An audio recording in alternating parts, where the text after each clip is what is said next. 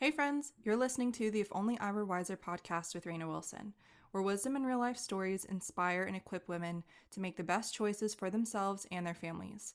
In a world where it's easy to always feel like you're falling short, whether your health journey looks different than others or you're juggling a million things, this space is for you. This show is so much more than just wellness information. We're not here to add to the noise. Instead, we're here to equip you with wisdom in the areas you wish you were wiser, so you can find hope and joy as you navigate your unique healing journey. So grab a cup of coffee or turn up the volume over the sound of dishes and kiddos. Let's talk about what it really looks like to care for yourself and for the ones you love with grace, intention, and faith.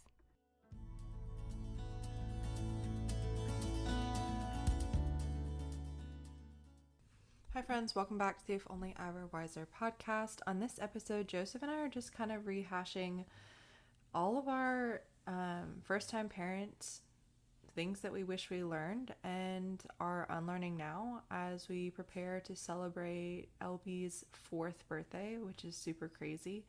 So we're kind of excited just to go loosely through this content, have a little bit of fun, and try not to cry through, but also share just some of the major differences that we're using and approaching this next pregnancy and birth, and just some of the things we've learned over the past couple years to be able to get us to this point. So let's go ahead and dive in. Okay, babe, maybe you can start us off. Okay, babe, if you want to kind of kick us off with new parent expectations, do you remember having any expectations going into, I guess, just pregnancy and birth or parenthood in general with him? I don't know if we ever really talked through that. No, I can't say I did have any specific expectations. Obviously I've got, for those of you that don't know, I've got 7 brothers and sisters. And as of right now, all of us have children except for one. So I was able to obviously talk to some of them. Then obviously I grew up. I'm not going to say I grew up watching my parents parent kids because I was the youngest. But I did have the ability to talk to them. But even through all that, I still can't say that I had expectations early on. Or if I did, they were kind of low expectations, right? I knew, Ledger, when he was a baby, he was gonna wake up in the middle of the night. He was gonna cry. Mm-hmm. I wasn't gonna have the things that he wanted to feel or drink from, and so I was gonna pick him up and hand him to Reyna. And then I was going to go back to sleep until she slaps me. And then I'm going to get up. I did not slap you. And then, things are magnified in the night. And then I was going to pick him up and put him back in his bed. And then I was going to repeat that until he stops feeding at night. But yeah, so I can't really say I had any crazy expectations or any these grand ideas. I'll say that probably stems from the fact that I had a pretty good childhood by all means. I had siblings that took care of me. I had parents that took care of me. Never had to fear anybody or anything, and didn't really have to want or worry where my food was coming from. So I kind of feel like it was honestly just it was the old, well, I turned out okay, so I'll just do what was done to me type of thing. So I think that's probably where I was approaching parenthood from. Yeah, that's fair. What would you say was the hardest part of pregnancy for you then, and maybe I guess the hardest part of pregnancy for you now, just from I guess a spouse's perspective? I'll boldly say this, because you're currently pregnant, and I'm going to go to sleep in the same room as you. So I'll put a lot of trust and safety in my spouse for any of the repercussions after this. But it's honestly, it was, and it currently is understanding what you currently need in the moment, or what trimester you're in, because it differs from trimester to trimester of what your spouse is going to end up needing, and then it would probably be, honestly it's that just on a very micro scale, on a day to day, because now we also have a son that also is another influence in the pregnancy with how you react. Even from the last pregnancy to this pregnancy, your body's reacting differently to each trimester. So there are even times where I can't even go off of what happened during the first pregnancy from okay, I should be doing this. Yeah. Because it's totally different. Your body, you're in a different physical environment. You're in a different mental state. And then you also have a small human that you're currently trying to take care of while making another one. So all that kind of comes together, and really just, I guess all that could be boiled down to really the unknown of pregnancy on a day-to-day basis, right? We know what the end goal is, but we don't really know a lot. Like, we're doing like a lot of spiraling sometimes in regards to, like, it's not just a straight path straight to pregnancy. Yeah. You know, there might be some like mental things that we overcome in the first trimester, and it's good for the second, and then makes a VIP appearance in the third trimester that we have to take care of again, type of thing. So probably just the unknown, and then obviously working through things is always like a struggle when you have to do it with another human being, like regardless of your relationship. So just those things combined is probably the biggest struggle. Yeah, that's fair. And like I mentioned a little bit at the beginning, we are kind of completely approaching this pregnancy and birth totally different than we did the first time. I think first being the fact that we have like relatively built our own prenatal just with the research and how we feel comfortable nourishing our bodies and our family through light and food, and just knowing what my body needs for pregnancy, like little things from like the difference between folic acid and folate, and just some of those like little things. And I think it's been a really positive transition. Beef liver truly, I think, saved me the first trimester. I had a little bit of nausea that there's like a whole other rabbit hole we could go into to talk about that in terms of like nourishment and like from an energetic standpoint. But truly, I think beef liver, just being well nourished and resourced this time around, made a huge difference at the beginning. And then in terms of our birth plan, we're holding it with loose hands, but we're doing what we can to birth out of the system.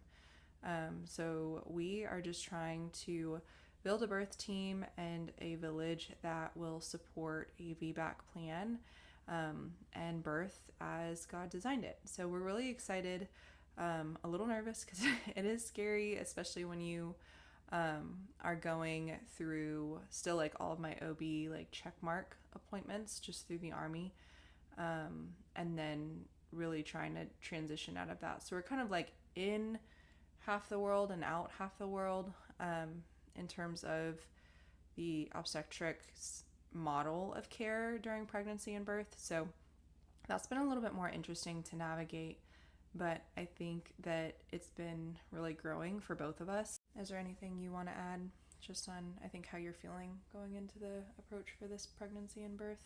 Yeah, first off, I'll actually slightly disagree with you, but that's how you know these things aren't planned.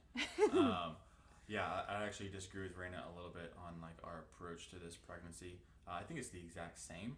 Really? As the first one, and what Reyna's probably confused by that is, I'll give an example. Like most every girl when they get pregnant, knows that they should be probably eating like fruits and vegetables, right? But then maybe they start going down that path of, okay, well, is this organic? Is this sprayed in pesticides that every pretty much the European continent has banned? Is this okay now that we know that it's organic? How was it? How is it? Is it on a regenerative farm? Is it on this type of thing? So I would say that we're not treating this pregnancy any different, and we're not approaching it from a different perspective. But I would say that over the past 4 years, we've really grown in the understanding of this process, and the understanding of our bodies and the baby's body, because we were still searching all the health and all the holistic things, but we just knew so little of that world, because that's really kind of when we started, to be honest, I'd say. It was at the end of my pregnancy with him. And so like I mentioned, like every person in their health journey probably starts with like, oh, I'm gonna, if you get to the real extreme, it's like I'm just gonna eat rice and chicken with no seasoning, right? And that's how it starts. But then as they start to get quite a bit deeper in it, they realize they can actually do all these other things. And so I'd say our approach hasn't changed. We've just become so much better. That's why you got to be really careful too, like when you see other people 5 steps behind you, because you tend to forget that you were also there. You're just kind of viewing yourself from where you're currently at, and what people understand and what people don't understand. So yeah, I'd say we're not doing it any differently. I'd just say we've been in a good spot over the past 4 years to actually like read books, read articles, and have good conversations on your podcast and off the podcast of what we actually should be doing. both during the pregnancy and like what our plan is for when we actually get to the hospital, because that's another aspect, which is a little harder, like emotionally to take care of, because you only really get like one shot, at that one. Whereas like your diet and like what you're doing throughout the pregnancy, you have 9 months of like repeating or not repeating the same thing and changing things and trying things out. Yeah. So I think we're definitely approaching like our birth plan a little differently, more so in regards to, and once again, we know more about the process, so we have the ability to approach it differently. Yeah. Of like specifically stage by stage. And I feel like Joseph made a good point, and he and I, I'm glad for his correction, because we talked about this like off the podcast of, we had just fallen into beef liver and raw milk towards the end of my pregnancy. Like I remember talking with a friend, I was like, I am craving so much orange juice and oranges, not realizing like, oh, citrus and, just some of those specific vitamins and minerals in citrus and milk. Like, I don't know, I crave milk, but like calcium is incredibly important at the end of your pregnancy. So like those intuitive things that I picked up with Ledger towards the end, we've sat almost in the research and the understanding of physiological pregnancy and birth to be able to be confident in starting with some of those things. So like Joseph has said, it's taken us 5 years, almost 4 years, 5 years to get into this place, so that we're walking into birth, I would say a little bit more confident in the process. Not saying that there's like not fears and things that we're still trying to process through, but I think we feel a little bit more equipped to be asking questions and kind of challenge some of the status quo of things, which we've definitely done during OB appointments, and that's been real spicy to navigate. Maybe that's a conversation for another day, but we can kind of pivot a little bit to just some of our newborn plan non-negotiables. I think breastfeeding is really important for me in terms of connection, and I stand on the health benefits for baby. I've had a couple of other podcast episodes that touch on that, so I won't cover that here. We're trying to stay as low tox as possible. We loved cloth diapering with our son, so that's the intention moving forward. I think probably one of the only big things that may differ a little bit from our son's birth and newborn phase was we've done a lot more research on vaccines and just like the child CDC schedule, and where we fall on that. So I would say that's probably one of the biggest things for our newborn plan. Do you have anything to add? I'll just say, the newborn plan, it's going to change from child to child. One, because the systems change. Two, like as I mentioned, like you learn more as you go along. And then, like, sometimes the plan you want just doesn't fit what you want. And that's okay. We had no issue with Ledger breastfeeding. Yeah. Absolutely no issue, which is, so what I understand, correct me if I'm wrong, that's somewhat uncommon. Yeah. Like not even any issues with like latching or anything like that. But the kid would not take a bottle out. Yeah. Like never in his life. And so we actually had the opposite, where like I did not personally start feeling like a dad till probably like month 8 or 9. Yeah. And that's because there was nothing I could do that I personally could do that could satisfy him, right? It was all about Reyna.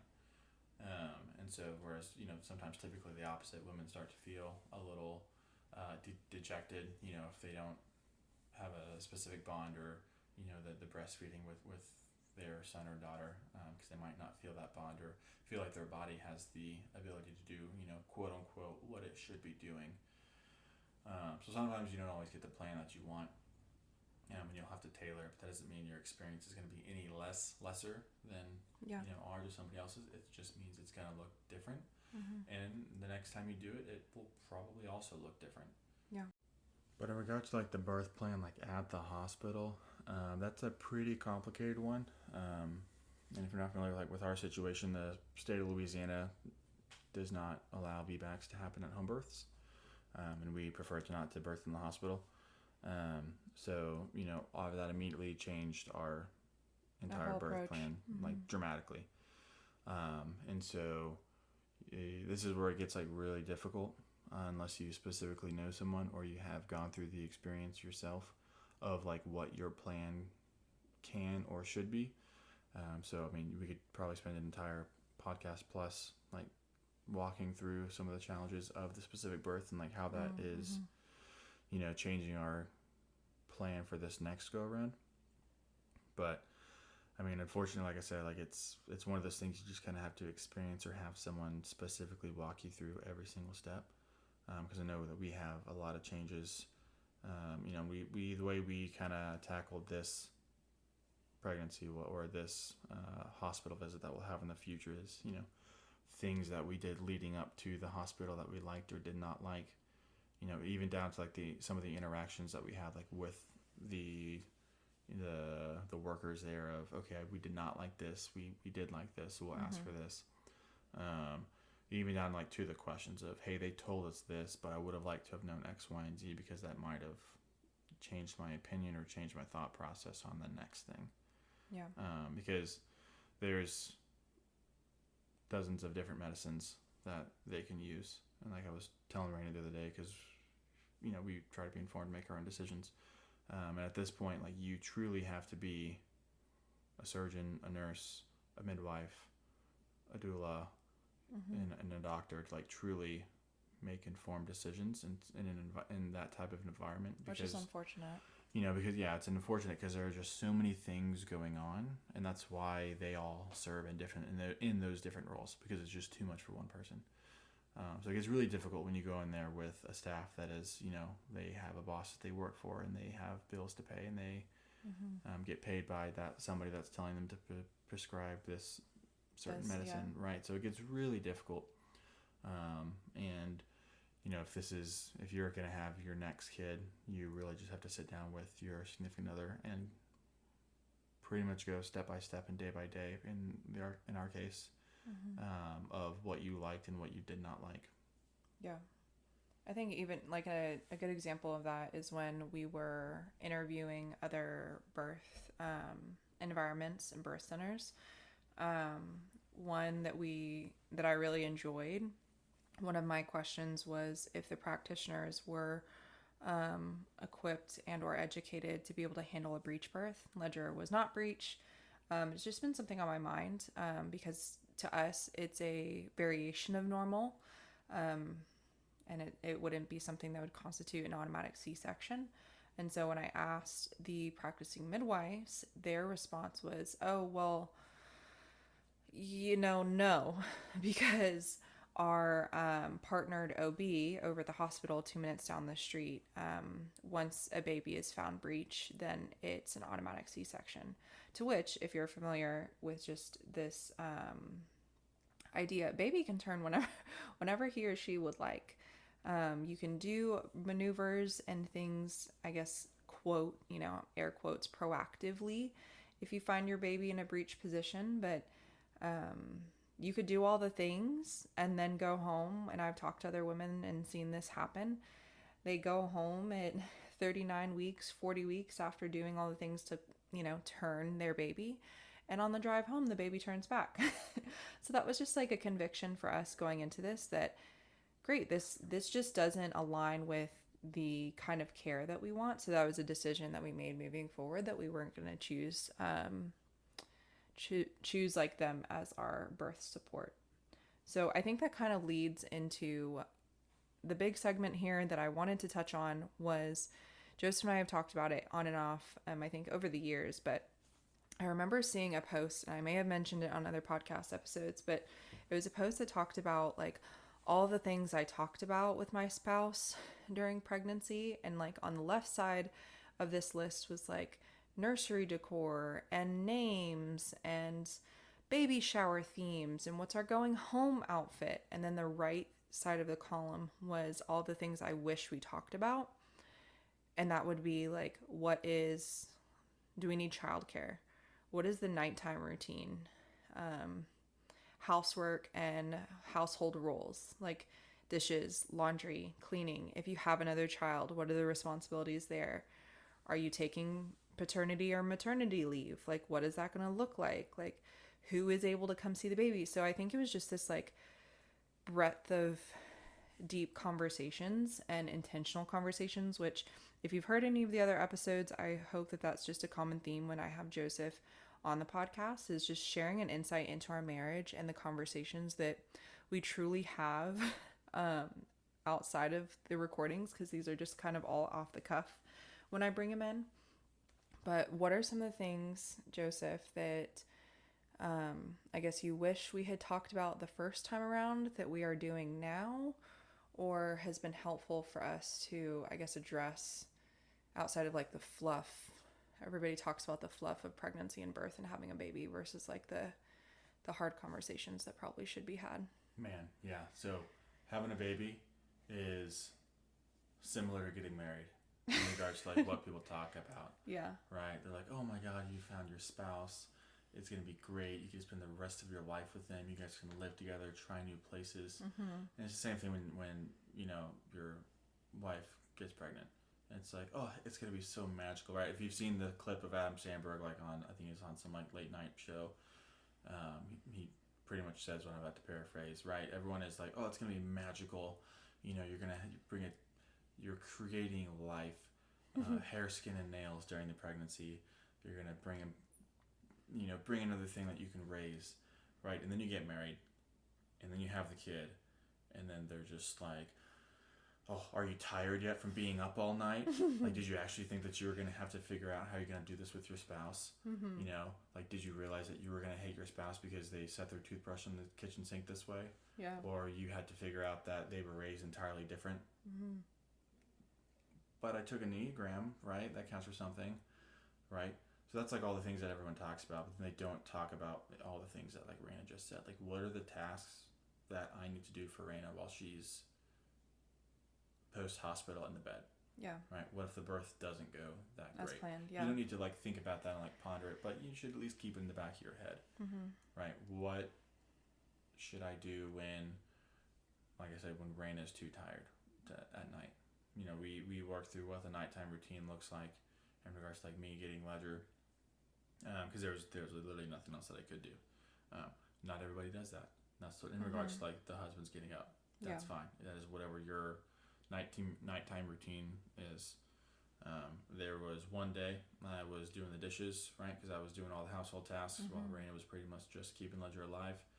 And I'm like doing the dishes, and it was like deer in the headlights one day, because that was the day that Reyna had enough of the baby tasks, and she was just like, why don't you just let me do a non-baby task? Mm-hmm. And I was like, oh my God, what is happening now? Right? And like trying to figure out like, okay, like I'm doing all these other things right. Okay, where's this coming from? And it was just how it happened. And how we didn't communicate expectations. Right. And then we can put you back to the other boundary episode that we did quite a little while ago. Can't remember what episode. I don't know what episode it is, but resetting boundaries.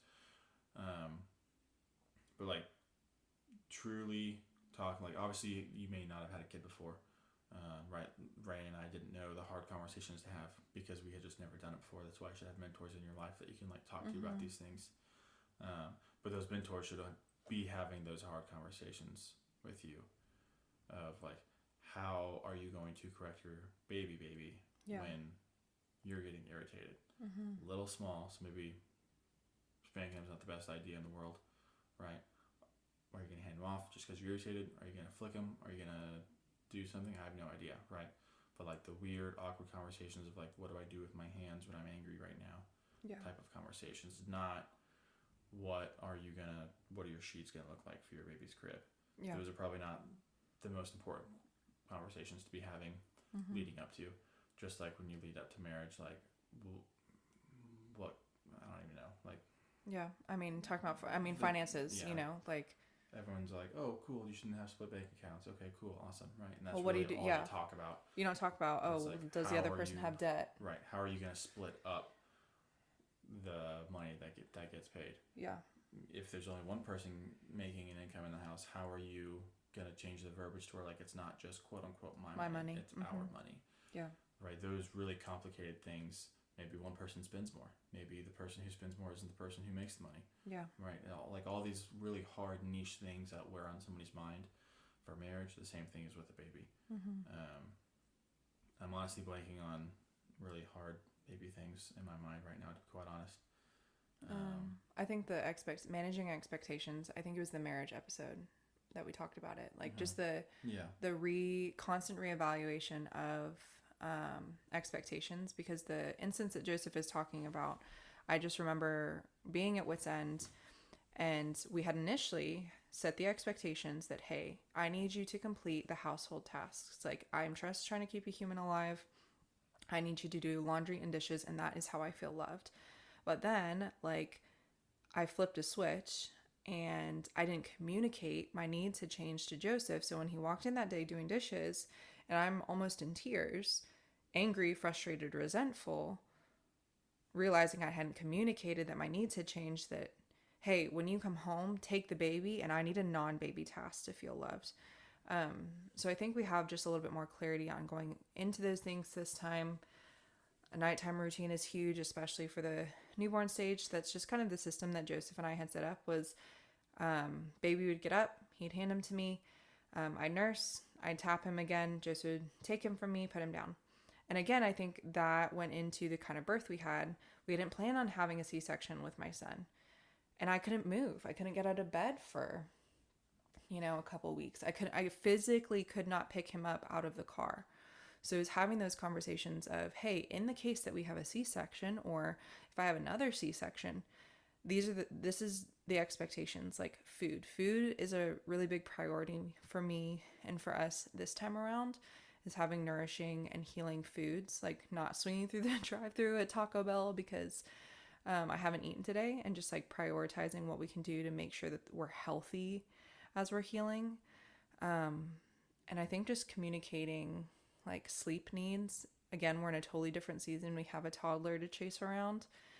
He's at a better place where I think he understands what it looks like relatively to be a big brother. And he's excited about being helpful. So we're encouraged about that.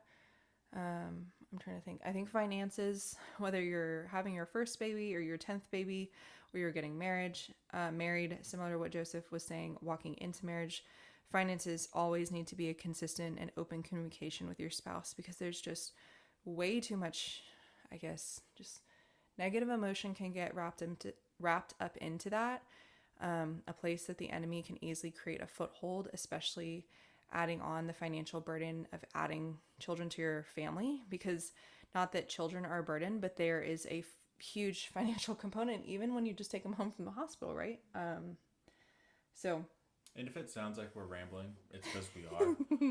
This is just being parents. I mean, being married with kids. Yeah. Right? Things are just popping into your mind. You're like, oh, I got to do this. Oh, I got to do this. Oh, yeah, right. This thing. Yeah. That's basically what's happening right now. And it's authentic, so that's cool. Fair point. So let me redirect us. Joseph, what has been, I think, one of the most challenging things that you've learned in parenthood so far? And then I guess like an unexpected blessing. Maybe with Fletcher. Yeah, I kind of mentioned earlier as we were talking about like marriage counseling, but, being more fluff rather than like grit. But down to the point, and really it's between like Reyna and I, of the day-to-day expectations of like how Reyna was raised in her day-to-day. I'm not talking like this was her dad's or her mom's philosophy, or like this was their major religion growing up. I'm talking like day-to-day, how are we interacting with our son and like correcting him on a day-to-day basis. That's incredibly difficult, just because there are just so many norms that a person creates in their life when they are raised. Yeah. And they don't even consider them, because they're just norms. They're just traditions. Yeah. Not even thinking about them until you see your significant other doing that. And you're like, I don't know if I like that. Mm-hmm. So that's definitely big, and that shows up everywhere. Every topic that you can think of, every action, planning a vacation, how you rearrange the house, how you're playing with them. Do you let them play in the grass versus the woods? Like so many things of what may be normal for me was not normal for Reyna, and vice versa, or an area that her and I have absolutely no experience in. So that's probably been the biggest struggle, is like learning how to parent with you on like the day-to-day basis, not on like the big things, right? Everyone talks about the big things, like, you know, or like, do we want to spank him? Do we want to put him in timeout? You know, Sure. those are kind of the bigger wave top things, but some of those smaller day-to-day have definitely been a struggle because you don't always want to address them. Yeah. You know, sometimes for me it's like, and what I mean by that is I may not know how I feel about something that I see. I'm like, okay, well, I don't inherently disagree with it. It's not what I would have done or what I did. You know, so let me see how I feel about it. Well, then it goes on for a couple of days. So it can be pretty hard to navigate too, but that's probably it for me. Yeah. For me, I think it would just be the constant surrender. I remember talking to friends and thinking that, oh, marriage was sanctifying. No, having a baby is sanctifying.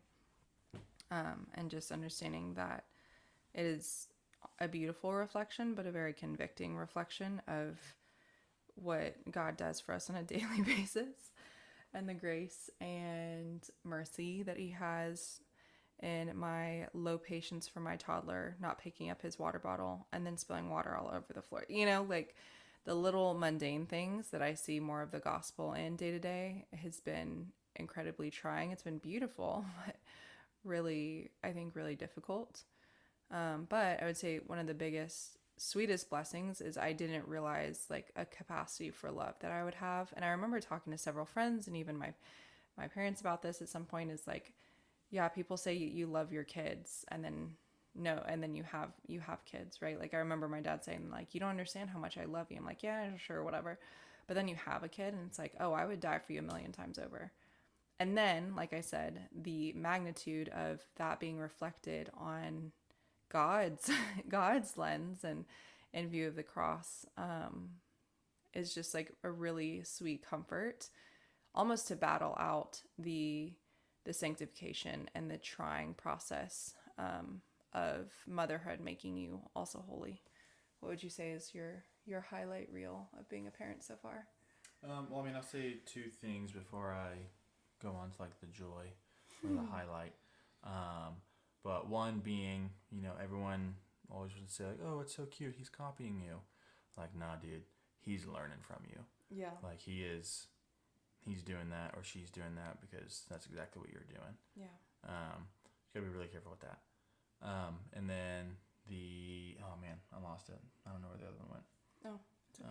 Talk about the happy highlight reel. It's gone. Not the happiness, but the thought. I mean, I can't remember what it was. Oh man, it was gonna be good, I promise. But all right. The happiness. I mean, honestly, it's the ability to teach someone something and see them pick it up and nourish it.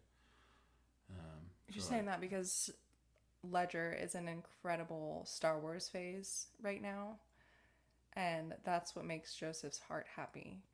So now he has said, with this second baby, I have only a second chance. She's got another shot to make it a Harry Potter baby, but alas, yeah. We have a Star Wars baby. That wasn't it. And now I'm also derailed second time. Happy things. What's your happiest thing? Yeah, getting raised your baby. Yeah, that was it. Teaching Ledger something, and then seeing him actually like embody it and take it on, like just by having like a conversation.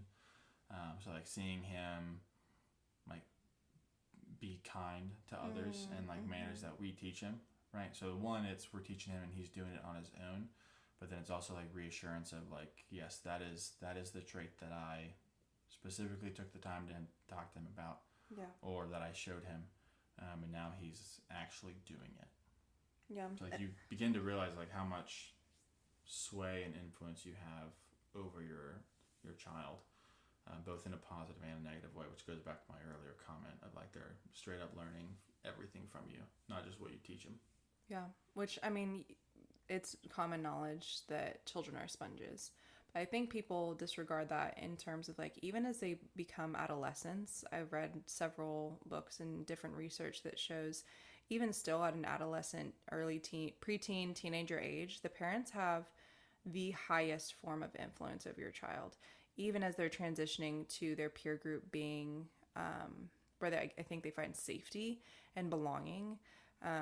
The roots of their identity are built, again, formative years, but you as a parent is one of the highest forms of influence, even to your children as a preteen and teenager, which is daunting, but exciting as we kind of mentally prepare and emotionally prepare for those years. So as we wrap up, do you have anything that you're most looking forward to, I guess, with baby number 2? I'm not gonna lie, I can't say I've thought about it. Just this major life change. It's not here yet, so we got like 4 months, 3 months maybe. Yeah, I'm not gonna lie, I cannot say that I've thought about it, of like what's gonna happen next. Yeah, that's fair. And I think that's partly because of my last experience of, 1, I know the baby's not gonna be here until September. Sure. And then 2, baby didn't really need me for like the first couple months. You were the ones that needed me more than like the baby did. Right. So once again, that's just my experience, and like that's my expectation going in, because that's kind of how it was last time. But one thing that I'll say, like you all can read a parenting book right now, but it's not. But like I said, it probably not going to matter for like a couple years. Because your baby's an infant. It's not doing a single thing except crawling around and chewing on things and other humans. So, so that's really why I don't have a lot of expectations right now, because it's just a baby. Like, it's just gonna be crawling around. I just have to make sure something doesn't fall on it. Yeah. So that's fair. I think I'm most excited about just the opportunity to meet another human. It definitely, like Joseph said, takes some time for them to evolve into their own person. But it's been so fun to see Ledger's personality come out and just see the way that he problem solves, or the mannerisms that he's picked up from us. That's both cringy and exciting. And we're just like I think we're really excited. We've shared parts of our story. This baby was an answered prayer, a long-awaited prayer. So to finally be pregnant and excited and have ultrasound, like have pictures of this baby, and getting to dream about what he or she's personality will be like, has been just a sweet reminder from the Lord, of his faithfulness and that reflection and trusting us with another baby. So it's been really sweet. You have any closing thoughts? no, other than when you said I can't wait to meet the baby, I was just envisioning you just giving birth and then like shaking his hand and, like, okay. Introducing everybody, and I kind of blurred out after that with everything else you said. Okay, great. But that's my parting thought to everybody. You guys can take that home with you tonight. Okay, well, thank you, Joseph. I'm really excited. This has been, like I said, just a sweet season for us to navigate, getting ready for another life. So I hope you guys enjoyed it. Again, these episodes are always off the cuff. You never know what you're going to get and what mood Joseph's in, to be a little spicy and fun, but I hope you guys enjoyed it, and we'll see you guys on the next episode.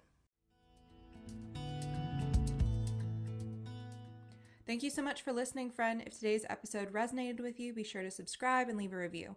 It helps our community grow, and I'd be so grateful for your support. Looking for a break from the hurried health lifestyle? Check out my Return to Rest ebook for simple healing habits. And if you're craving a more intentional community, join Restore, the healing collective for the weary woman, a space where we dive into rest with a lens of faith and regular accountability. For more wellness inspiration, follow along at Instagram at WiselyWell, or visit livingwiselywell.com for everything from podcast episodes to budget-friendly tips. Thanks again for being part of this community, and I'll see you in the next episode.